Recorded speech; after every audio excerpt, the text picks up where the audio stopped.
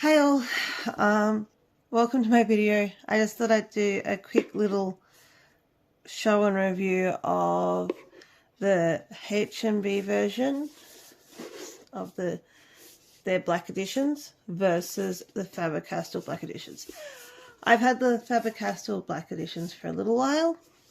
I do have the 100 set, and because I prefer it this way, I have taken them out of their packaging. So I've got them all in here. These are really nice pencils. I've only had one big breakage, which was this skin tone apricot colour, and I just couldn't get it to hold a point until I got to that point, so not great. And the black. So they're the two that, out of all my Faber Castell black editions, they're the two that didn't come great. But all the others were really good. I've used them for a few things. I quite like using them. So I saw the H&B black edition dupe online, and I thought, I wonder if they're any good. Wonder how close they are to the other one. I couldn't find any reviews on it, so I bought them, and I have opened them and I have had a play with them. So I will say that. So when they first arrived, I opened them and I did a quick checkout of how they were in comparison in my little book to make sure that they were all there. So this is a 72 set. I do have all the colours except for one, because I had a double up of the Ocean, I think it's called Ocean Breeze. I'll have a look at that in a minute. But I was missing number 2, and I got 2 of this colour. No biggie. It's budget set. Costs about 1/3 of the price in Australia of the Faber Castell Black Edition. So it was okay for a trial run. Anyway, it did come with a sharpener and an eraser. They've been put elsewhere. It also came, when it arrived, the bottom had fallen out, and it has fallen out again. I just wanted to keep the packaging up for this video, just to show everyone what it looked like. So if they're looking for it, that's what they look like. Now, this order, which I showed you before that they came in, this order makes absolutely no sense to me. So once I pulled them out of their packaging and put them into a pencil roll, I put them in a rough order as far as colour groupings go. So they now look somewhat like this. So I've got greens together, blues together, purples, pinks, reds. It's not perfect because I kind of did just very quickly put them in there and hoped for the best. And black and white are all there. So that's how I've organised those. Now, onto the actual pencils. Let's start with some pencils to have a look at them compared with the Faber Castell. Alright. So I guess first of all, just to show off the actual pencil, I'll just grab one. This one will do. So I'll just quickly bring this in focus if I can. So these ones have a pencil name, a number, and the brand name. So this is Caramel, interesting name. And then in comparison with the Faber Castell, which is, sorry about this, I should have put out some pencils before.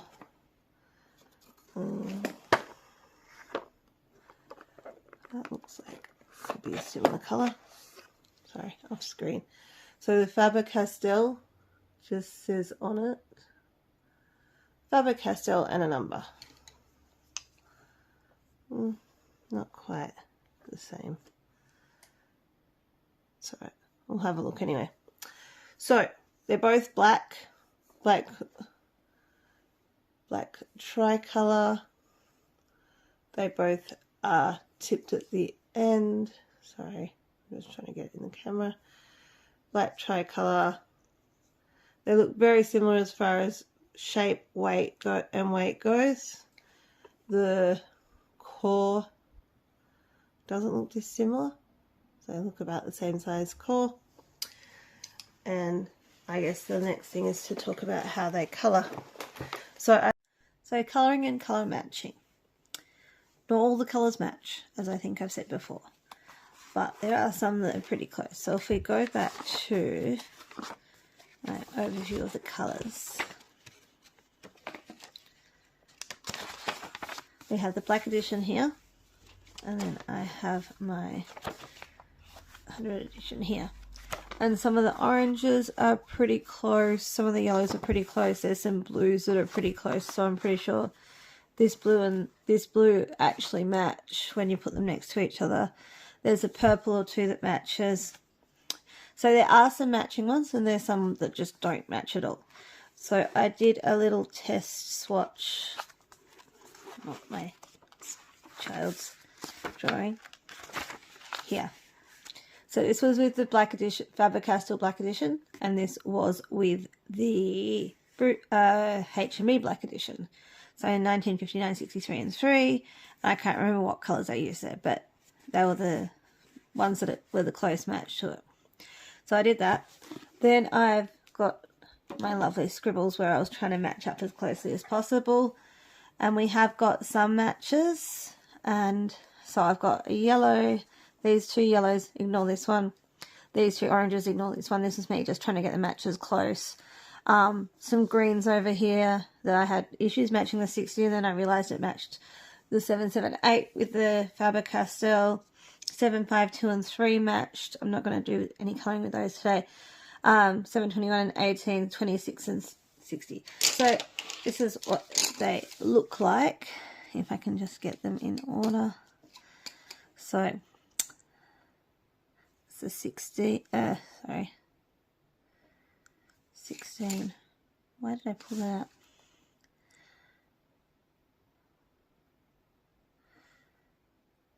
No, it's 18, sorry. 18, and I'll tell you something, the Faber Castell are a lot easier for me to read. I really should be wearing my glasses, and I just can't be bothered. So that's my own fault. But the 60 and 778 look like this. Did I not pull the oranges out? I did pull the oranges out. Oopsie. I'll get them in a minute. I just pulled all the greens that I wanted to do out. Number 18 goes with 721, which is that one. The 26 goes with the 760. And then my three oranges. I need 19, 20, and 28. I thought I'd got myself all organised, and apparently not. Now I've got chaos happening. So that's 28, 20, and what was the other one? 20 and 702, which is those two. The 28 and the 715, and then I need the number 19, which is a yellow. I think it's just a straight yellow. Bright orange yellow, 19. Okay, so these are the colours I've got chosen for today to do a little colour with, just to see how they look next to each other. So we've got a little bit of variation in the colours here, but when you actually do them on the paper, they're actually, some of them are closer to the Faber Castell, and some of them are closer to the H&B actual, as far as these actual colours on the end go. So that's why it's really important to have a look at your colours and see what you've got, I guess, because sometimes the tipping doesn't actually match the final product. But that's okay. That's part of the joy of colouring, isn't it? So I've got, I thought I'd do In Daydreams by Gabby Wolf, the little pumpkins, just to have a look at these colours and a couple of leaves. So I'm not going to do all of it. I just wanted to do a little bit just to see how they compare. So I'm going to do Faber Castell all-in-one pumpkin, and then the H&B on the other one, and we can just have a look-see. I'm not going to do a lot of the colours because I just want a lot of the colouring in here. I just want to have a quick go just to see. Also, my technique's probably not the best. I just make it up as I go along, which I think a lot of people do. So we'll start with the, I'll hopefully bring this down a bit this way. Get that side of the way. I'm just going to start with a bit of the Faber Castell. And we'll see how they look next to each other. Not quite sure how this is going to work. I had an idea, and I really don't know if this idea is really how I should be colouring these, but that's, as I said, it's the fun of colouring, is that you try stuff. If it works, it works. If it doesn't work, you end up either going over it with another colour or living and learning, which is all about what life is all about, according to me. So I'm just going to do this really quickly just to see. As I said, it's not going to be, I might go back over it again after the video, but this is just to see how they compare to each other when you just do a quick colour. And so I decided to speed this up because it did take a lot longer than I expected. So I'm going to put on a bit of music now while you can watch me colour for the next few minutes, and then I'll come back at the end and talk about my feelings.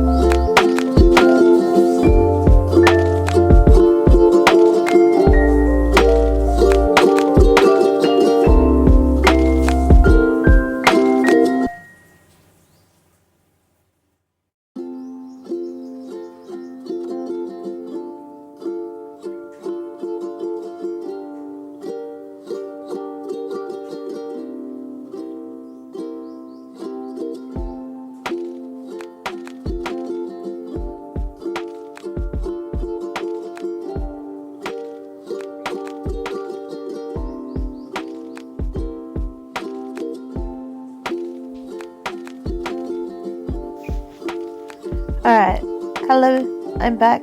I'm doing a voiceover because for some reason I actually deleted my audio. I don't know how I managed to do that one. Anyway, my thoughts on these pencils. So, as you can see, they end up with a very similar result at the end. The Faber Castell did require a few more layers, so it's a very much lighter laydown when you first start colouring with them, which can be a good thing if you like doing lots of layers. The H&B definitely goes down quite dark quite quickly, so you don't need to do as many layers, which if you don't have the time or energy could be a really good positive. It does mean that you can do a bit less blending though, so it's pros and cons.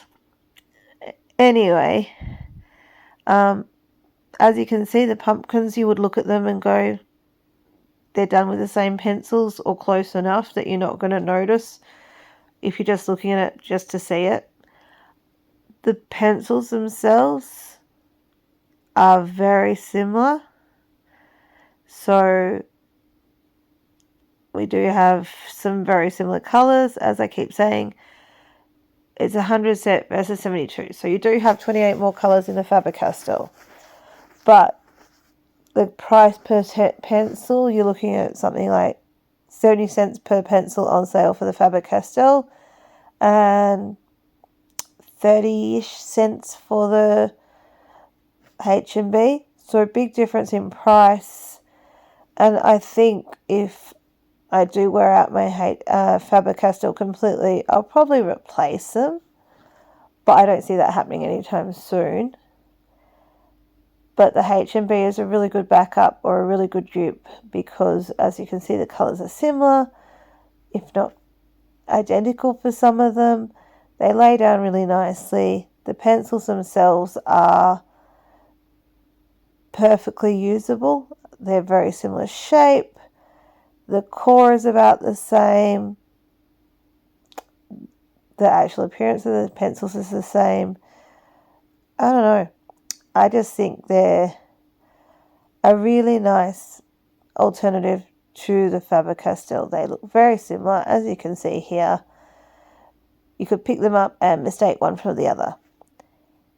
Anyway, thank you for watching my little video. I hope you enjoy your colouring. See you on the flip side next time. Bye!